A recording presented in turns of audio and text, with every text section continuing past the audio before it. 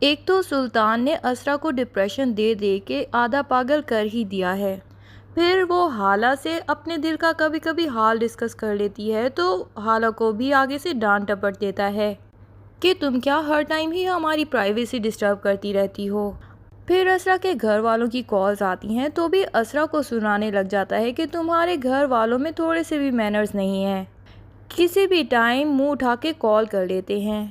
اور تم پلیز اس گھر کی باتیں یہاں سے باہر مت جانے دیا کرو، ہر بات اپنے گھر والوں سے ڈسکس کرتی ہو، اس طرح لڑکیوں کے گھر نہیں بستے۔ مشکل سے اسرا کی ایک سسرال کے قریب ہی مشل فرینڈ بنی تھی تو اس کو بھی اتنی چالاکیوں سے اسرا کی زندگی سے ہی نکلوا دیا سلطان نے۔ مطلب سلطان چاہتا ہی یہی ہے کہ اسرا کا پوری دنیا سے کنیکشن ختم ہو جائے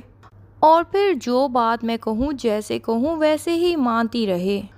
میرے کام کرنے کے لیے کوئی روبوٹ بن جائے اور آگے سے ایک لفظ بھی چو چرا نہ کرے، اور پھر میں دن کو رات کہوں یا رات کو دن کہوں تو میری ہاں میں ہاں ملاتی رہے۔ سلطان جیسے ہسبینڈز باہر نخرے دکھانے والی 100 لڑکیوں کے ساتھ افیئر چلا لیتے ہیں، لیکن گھر میں بیوی بالکل روبوٹ جیسی چاہیے ہوتی ہے جو صرف ان کے اشاروں پہ چلتی رہے اور اپنی مرضی تو کہیں کرنے کا سوچے بھی مت۔ اور پھر اسرا جیسی لڑکیوں کی قسمت خراب ہوتی ہے اگر ان کو سلطان جیسے ہسبینڈز کے ساتھ محبت بھی ہو جائے،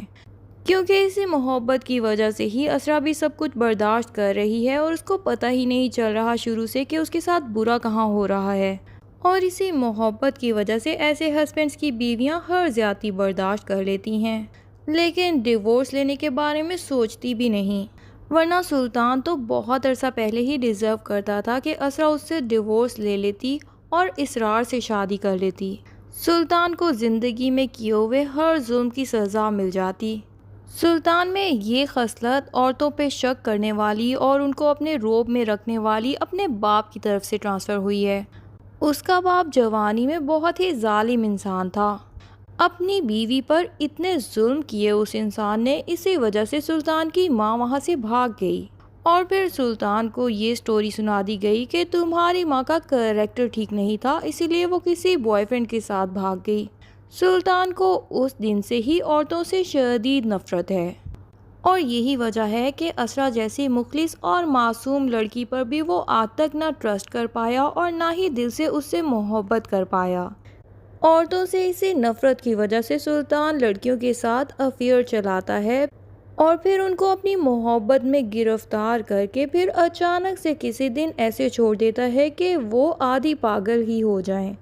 پر افسوس کی بات تو یہ ہے کہ لڑکیاں بھی ایسے لڑکوں کے پیچھے دیوانی ہو جاتی ہیں، تبھی تو اس کو اپنی بیوی کی کوئی قدر ہی نہیں ہے، ورنہ سچ تو یہ ہے کہ اسرا جیسی لڑکی جو اتنی سگر بھی ہے، گھر کے سارے کام کرتی ہے، مطلب اتنے امیر گھرانے سے آئی ہے پھر بھی سسرال میں سارے کے سارے کام اپنے ذمے لیے ہوئے ہیں،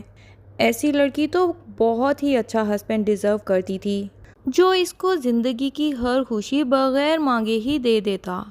اسرا کی بھابھی جب اس کو گھر لے آتی ہے تو سلطان سے پرمیشن لیتی ہے کہ 2-3 دن میں اس کو اپنے ساتھ ہی اپنے گھر رکھوں گی، اور سلطان پرمیشن دے بھی دیتا ہے، لیکن رات کو اچانک ہی ان کے گھر آ جاتا ہے۔ اسرا اس کو دیکھ کے ایک دم سہم جاتی ہے اور پھر سے پاگلوں والی حرکتیں کرنے لگ جاتی ہے۔ اب تو اسرا کا بھتیجا اور اس کی ماں بھی اس بات کی گواہ ہیں کہ اسرا اپنا دماغی توازن کچھ کھوتی جا رہی ہے، اور سلطان دھڑلے سے اس کی ماں کو وہی باتیں کرتا ہے کہ آپ کو اس کو کسی سائیکائٹرسٹ کو دکھانا چاہیے۔ اتنے میں ہی پیچھے سے سرور بھائی بھی آ جاتے ہیں، ان کو تو پہلے ہی اس بات پہ شدید غصہ تھا اور سلطان کو وارننگ بھی دے دی تھی کہ یہ بات دوبارہ مت کرنا میرے سامنے۔ سلطان سرور بھائی کو دیکھ کے تھوڑا سا گھبرا تو جاتا ہے،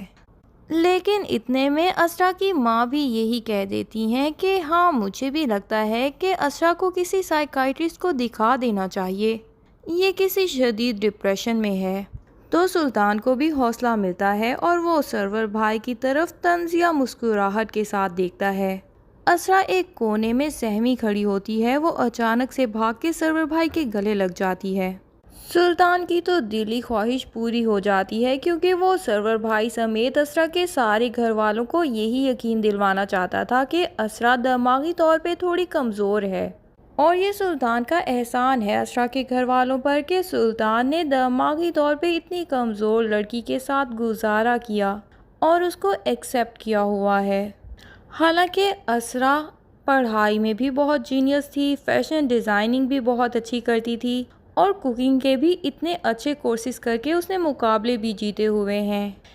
اس کے علاوہ چیس کی گیم جو کہ بہت ہی جینیس لوگ کھیل سکتے ہیں، اسرا اس میں بھی بالکل ماسٹر مائنڈ تھی۔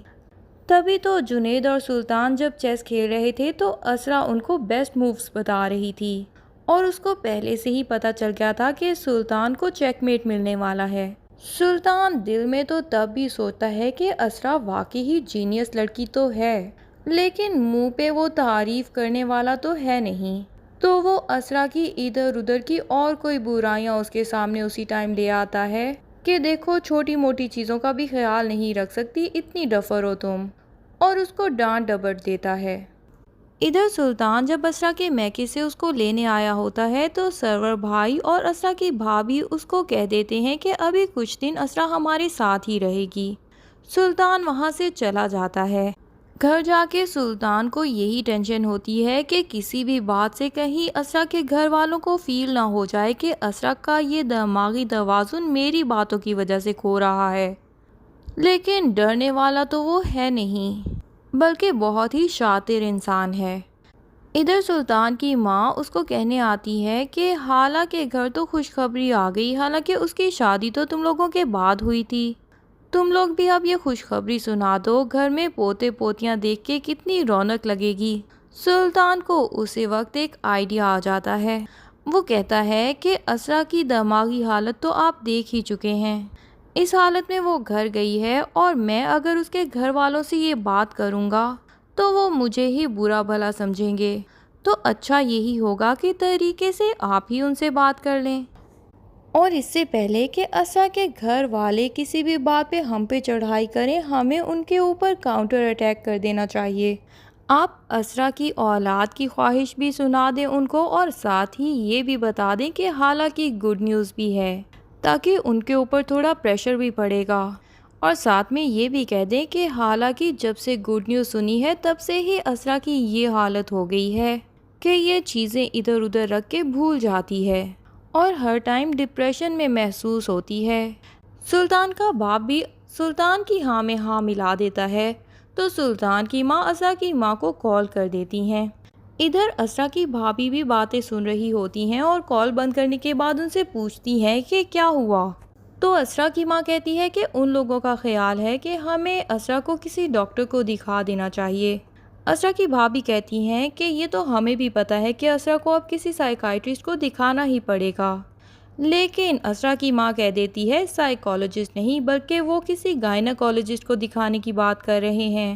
کیونکہ ان کے خیال کے مطابق جب سے حالہ کی گڈ نیوز سنی ہے تب سے ہی اسرا کو یہ پرابلم سٹارٹ ہوئی ہے۔